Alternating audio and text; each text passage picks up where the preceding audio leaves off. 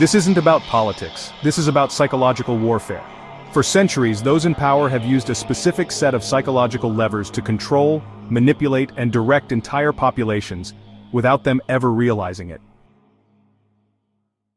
This is how it works. This is how you're being influenced right now. Welcome to the Dark Psychology Files.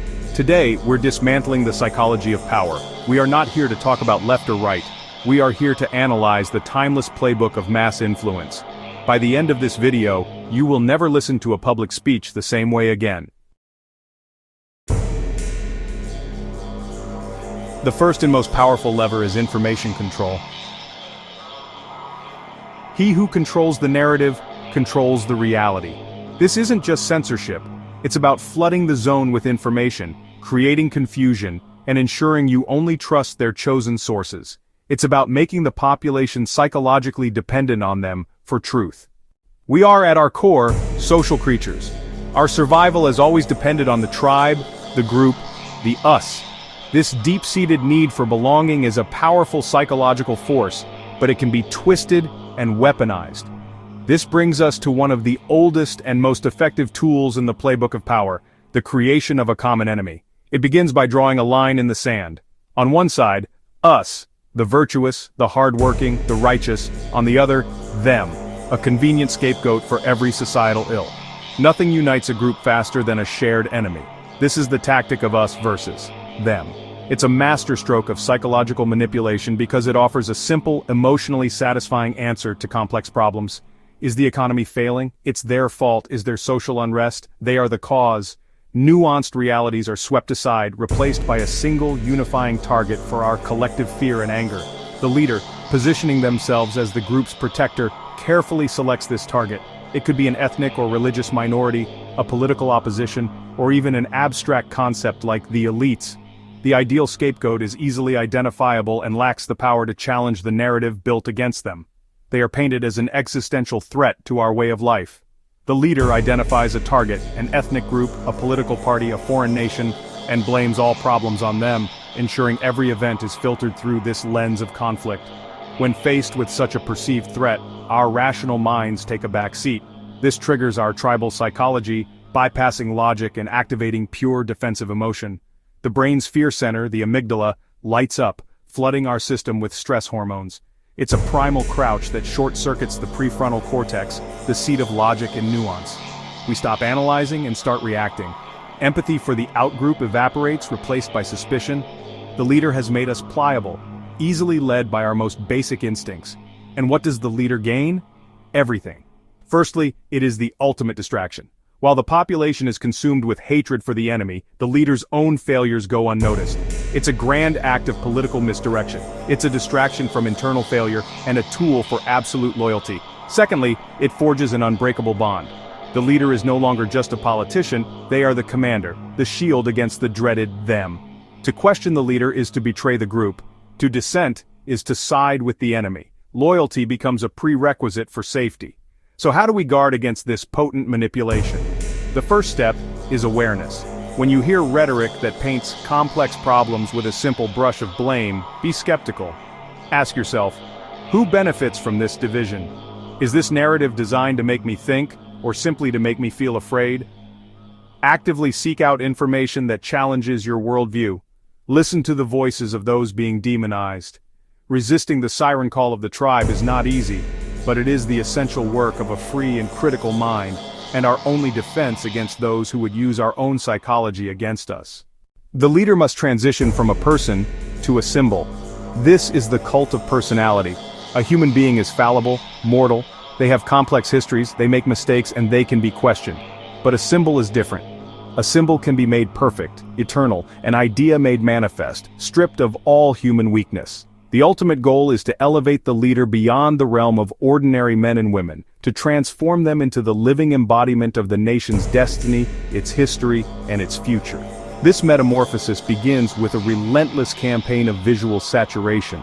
The leader's face becomes an icon, a holy image. It gazes down from every government building, every schoolroom, every public square, and even from the currency in your pocket. Huge portraits and monumental statues are not mere decorations, they are tools of psychological conditioning. They create an omnipresent authority, a constant silent reminder of who holds power, ensuring the leader is always watching, always present in the minds of the people.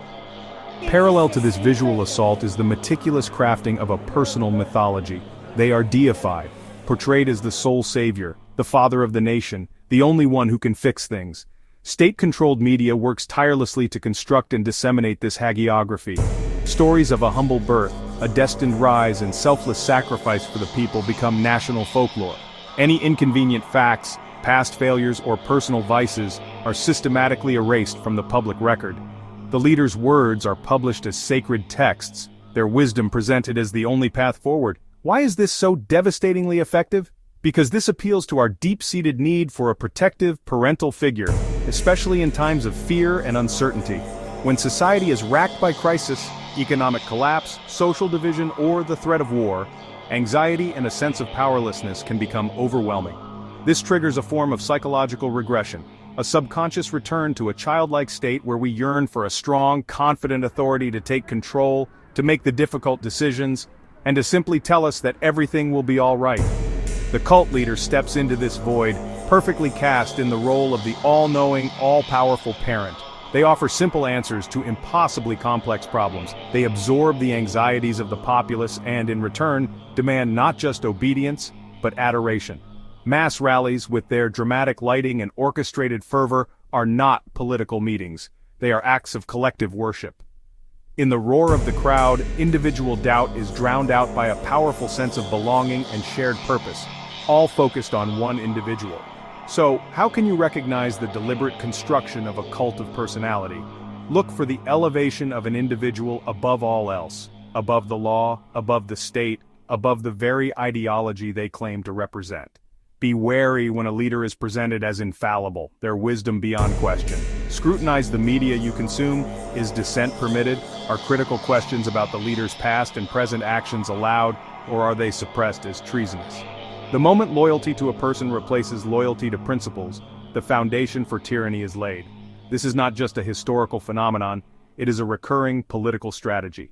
The need for a savior is a powerful human vulnerability, and where that vulnerability exists, there will always be those who seek to exploit it. You see these techniques everywhere today, woven into the fabric of our digital lives, shaping the news feeds we scroll and the headlines that vie for our attention. They surface intense family arguments where talking points collide without common ground.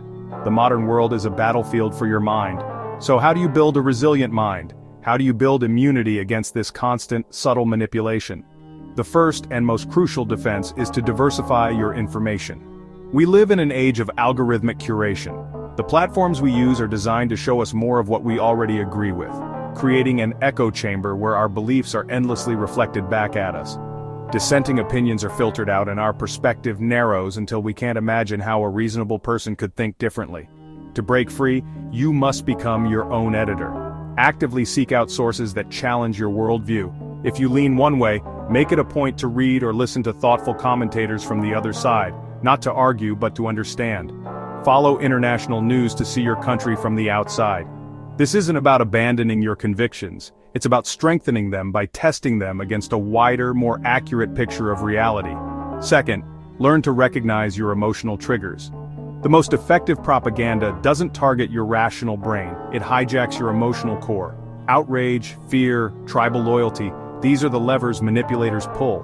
When your brain's alarm system is firing, your center for logic is suppressed. You are literally less capable of thinking clearly. The antidote is to cultivate self-awareness. When you feel a sudden, powerful emotional surge from a piece of content, pause. Don't react, don't share, breathe. Ask yourself, what am I feeling?